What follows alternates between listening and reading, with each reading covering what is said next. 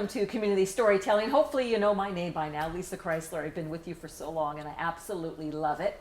And my friends, Linda Lester, have to thank her at Lester Square for our sponsorship. These canvases are from Jayco's Art House in Los Gatos. You have got to stop by their beautiful store. Who knows what you could pick up. And staged by 3 for this lovely set we have. So anyway, and now my new friend, actually she's an old friend, and she laughs more than I do. You know her name, I'm not sure you know her face, although she's one of you. She's from Los Gatos, so maybe. Judy Peterson. I don't know if I want to interview another reporter. Oh, well.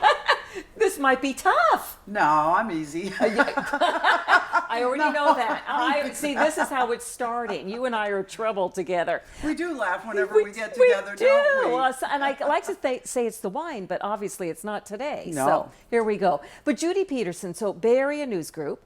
I knew you way back when you were with what was called Channel 11. It's now NBC Bay Area. Yeah. And it's on 3 or 4, depending your cable. Right. But you were with them with the original. Actually, it was pretty early on when Yeah? you think about it, because I came in 1980. Yeah. And so old timers may remember names like Don Hayward, Bob Hallman, Maggie Sciarra. Yes, well. And that's when I started. Yeah. I mean, I started in radio at KLOK at the time, but that okay. was 1979, right out of college. Maggie Sciarra and I are still dear friends, and you and I are friends. So, I mean, what more could you ask for? How many years did you do TV? Oh, gosh. Right out of college, Yeah. I got a job in Little Rock, Arkansas, and I spent 2 years there. Oh, now wait a second. You went from where to get to Little Rock, Arkansas? Well, I went to college at St. Mary's College in South Bend, Indiana, and when I graduated, I went home to Georgia and lived with Mom and Dad for a few months. And Didn't we all? Yeah. And they still do. And then I got a letter I think I sent out letters to every ABC, NBC, and CBS affiliate in the top 75 markets in the country.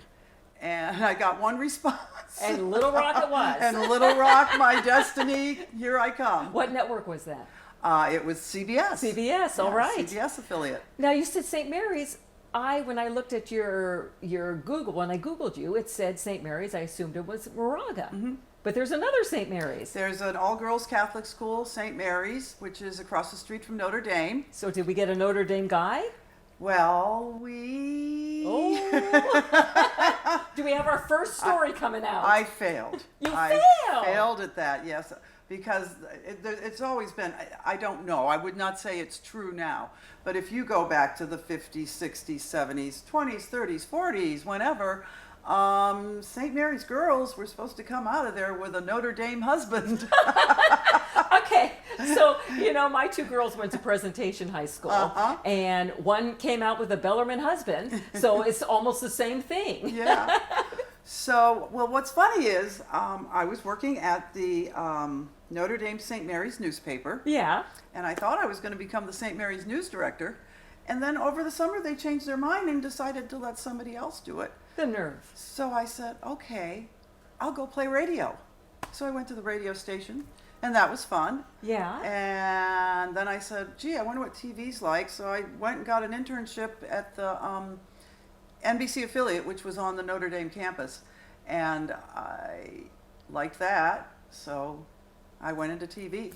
But now you're a newspaper. Well, everything comes full circle. That's what they say. That's what they say. So I was always afraid to be a newspaper writer. It's hard to believe I am a journalist, but I am. But I always did radio. Newspaper, you had to write stories that were 20 times as long. Mm-hmm. You saw it, so you could never make a mistake, because then people could see that mistake all day long. Mm-hmm. Radio, you say a mistake, it's done within seconds, and then somebody calls you up. I don't have that tape. I wonder what happened to that tape. But newspaper, it's there forever. It's more difficult. It's more challenging for the reasons that you said. For one thing, in radio and TV, if you're out in the field, you can put the microphone in front of somebody and get everything on tape, and then pick the pieces you want and double check your facts, whereas obviously with the newspaper, you're writing, And so I have my own little shorthand. We don't write the word B. Yes. We just write B and R and U. And in fact, it's just like what they use in texting now. When you think about it, it's not real shorthand, but it's those short abbreviations Right. that you know. B means B, E. According to my daughters, I write shorthand, and I know I don't. But they say, Mom, we can only read the first half of the word. We don't know what the second half is. I just call it scrawl. So let's talk about, I mean, for you, Los Gatos Weekly, you did a story on me one time. I did. When I started here, that was so much fun.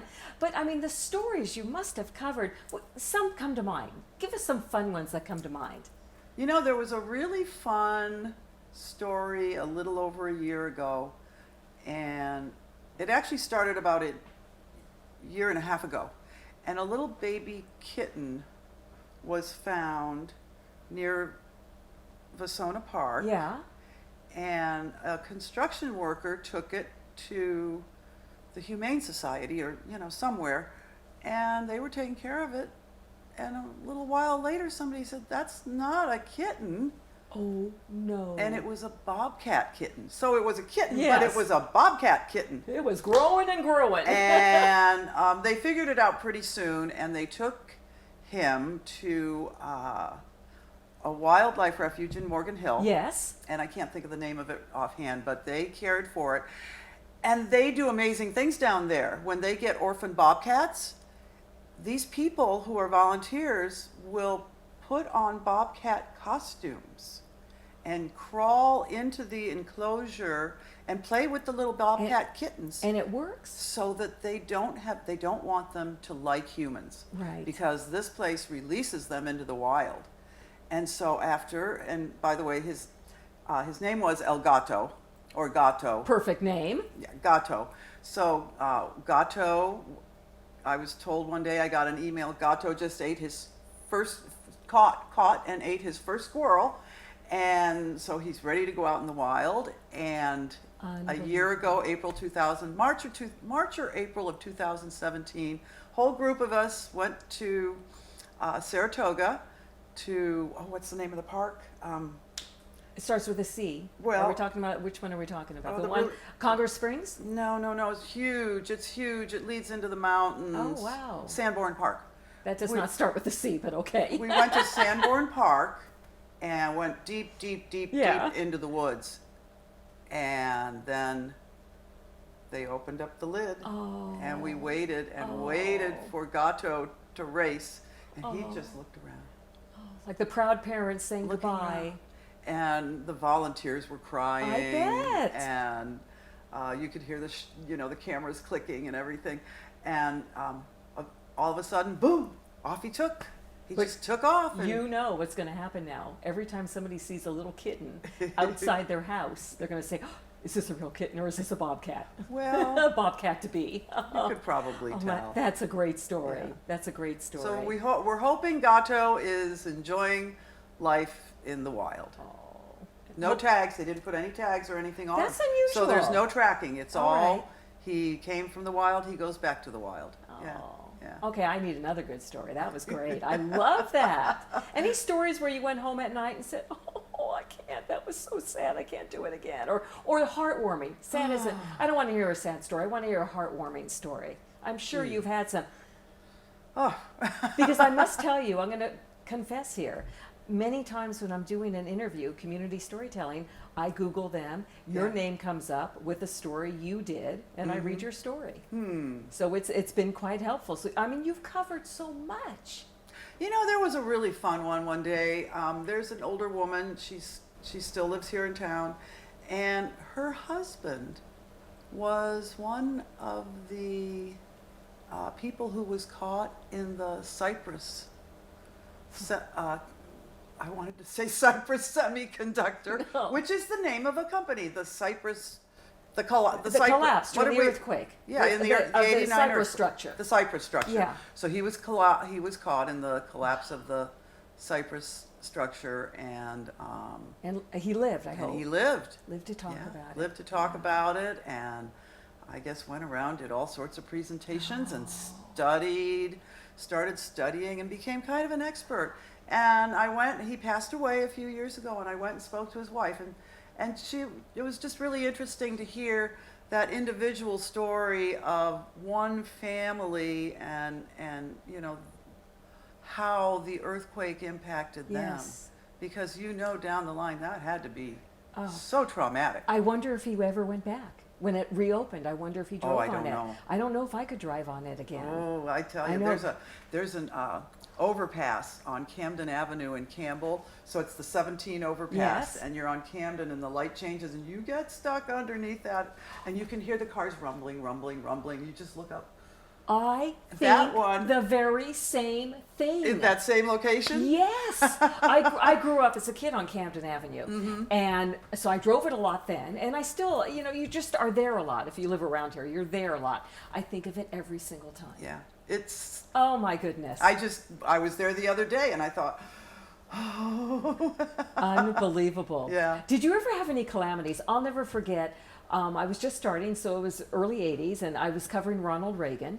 He was at some high school running for re-election, and they sent me out with the trusty little recorder. It was radio, and I was so excited, Ronald Reagan, and I get home to call the station to send them some tape, and it's blank.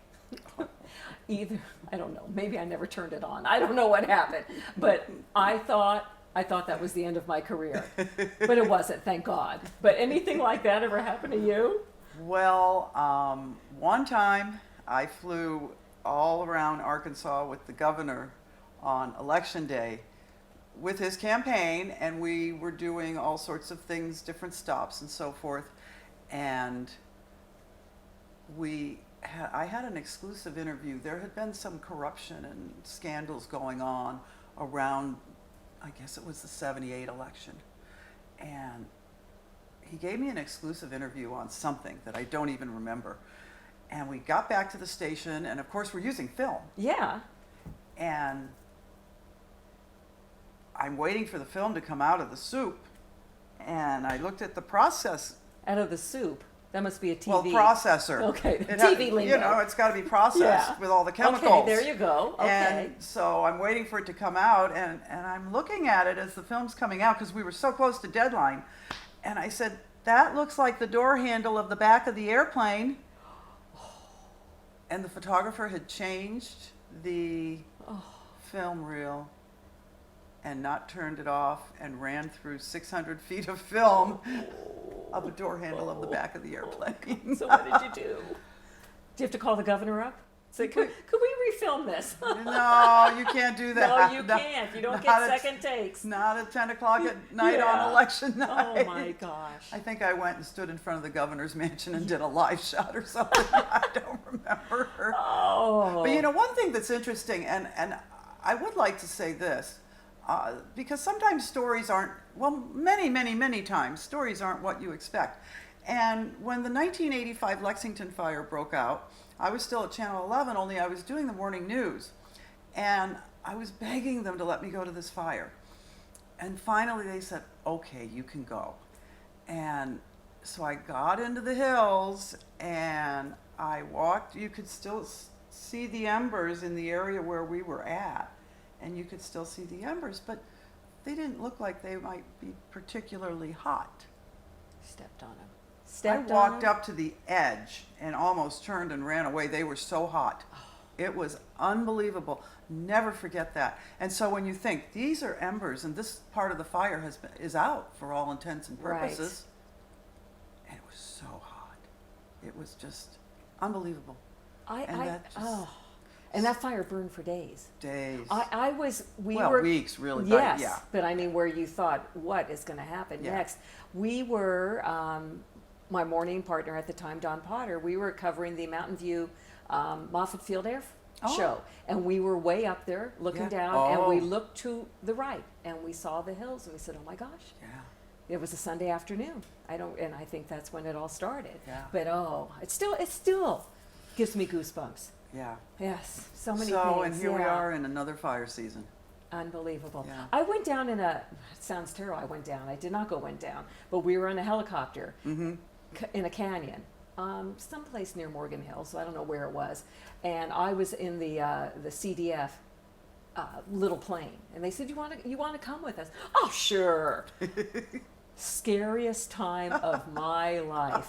They're lucky they didn't have to clean up inside the plane by the time they parked. That was not good. Did you ever want to go network, like major network, like be back east? Well, I did, but then I moved here.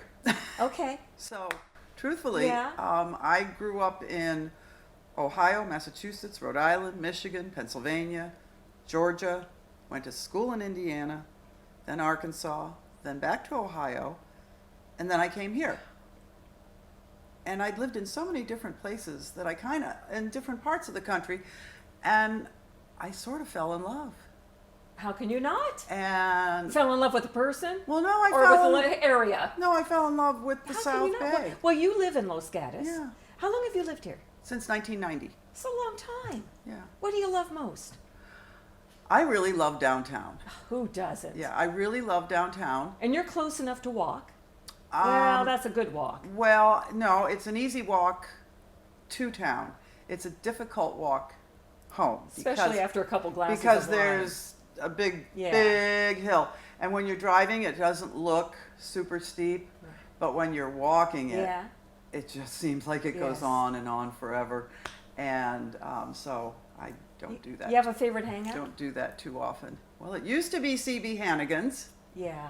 And so there was a whole group of us that would go Thursday night, have dinner and catch up. And now we're just the Hannigan's refugees. Okay, so where do you hang out? We don't. You just hang out outside. We just kind of wander. Yeah. Actually, Memorial Day weekend, one of the refugees had a barbecue, and Oh, I guess I might be nominated for the July 4th barbecue because I wanted to make a white flag sheet cake. you're on. And they told me I couldn't bring a white flag sheet cake because a professional candy maker was taking care of dessert. And There you go. I said, I can't compete against Holly from the Chocolate Dream Box. No, you can't. No, I I even can't. know that without tasting your cake. Oh. So I have 2 boxes Yeah. of white cake. I almost think you should work for the city. Your next job, work for the city because you'd be a great spokesperson. Well, I don't think Los Gatos is looking for. They're not, but you just need, Yeah. Yeah. next life. Well, I did PR. Yeah, in I between know for you a did while. everything. I did PR for a while. My next life, I'm coming back as the marketing director for Disneyland. So Oh. see, you can dream. That would be fun. You can dream big. Yeah. I'll bring you with me. Okay. Yeah. Can I be the fairy princess? As long as I get to be Tinkerbell. Okay. So there we're set. Oh my gosh. Judy Peterson, a friend you had and didn't know it, or a friend you want, and you can find her. Find her walking up and down, University or North Santa Cruz Avenue, maybe. Yeah, you're delightful. Nice to be I know, here. I almost feel like we should go have some wine. You're delightful. Oh, thank you. Judy Peterson, community storytelling at its finest. Do you have a story? I know you do. Everybody, it's funny when you stop and think about it, everybody has something that is fun to listen to, fun to hear, fun to share. That could be you. Nominate yourself, nominate a friend at kcat.org. And as always, thank you so much for being with us here at Community Storytelling on my favorite station, KCAT TV 15.